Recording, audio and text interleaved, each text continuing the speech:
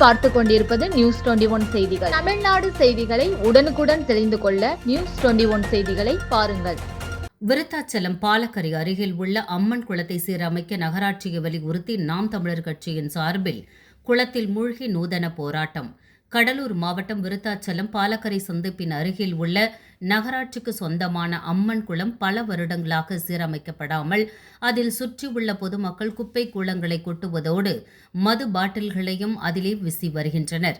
மேலும் குளம் முழுவதும் பிளாஸ்டிக் பாட்டில்களும் பிளாஸ்டிக் கழிவுகளும் அப்பகுதியில் உள்ள கோழிக்கடைகளின் கோழி கழிவுகளையும் கொட்டுவதால் அப்பகுதியில் மிகுந்த துர்நாற்றம் வீசி வருவதாக மனு பலமுறை நகராட்சி அலுவலகத்தில் கொடுத்தும் எந்தவித நடவடிக்கையும் எடுக்காத காரணத்தால் இன்று நாம் தமிழர் கட்சியின் சுற்றுச்சூழல் பாசறை சார்பில் குளத்தில் இறங்கி மூழ்கி உடனடியாக குளத்தை சீரமைத்து சுற்றுச்சூழலை பாதுகாக்க கோரி போராட்டம் நடத்தினர். மாநில சுற்றுச்சூழல் பாதுகாப்பு அணியின் செயலாளர் கதிர்காமன் தலைமையில் நடைபெற்ற இந்த ஆர்ப்பாட்டத்தில் மாவட்ட நகர ஒன்றிய நிர்வாகிகள் கலந்து கொண்டனர். இதனால் அப்பகுதியில் மிகுந்த பரபரப்பு ஏற்பட்டது. நியூஸ் 21 செய்திகளுக்காக செய்தியாளர் முருகானந்தம்.